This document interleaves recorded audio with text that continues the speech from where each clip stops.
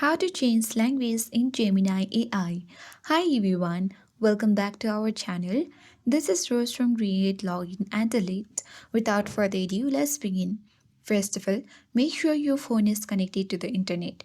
If you haven't already downloaded the Gemini AI app from your App Store or Google Play Store, download it. And once downloaded, tap on Open button to launch the app. Now, make sure that you access account setting by tapping on accounts icon at top right corner of your home screen. From this menu, choose settings option.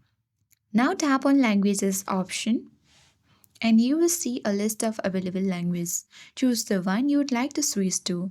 Tap on now switch button and the language in the Gemini app will be updated. For me, English is the convenient language. So right now, I'm not choosing any of the language. But if you are convenient using any other language, you can easily choose the language. So keep in mind that language options are currently limited. So you can only choose from the available ones. And that's it. You have successfully changed the language in Google Gemini. If you found this video helpful, give it a thumbs up and don't forget to subscribe our channel for more tech tips videos. Thank you for watching and I'll see you in the next video.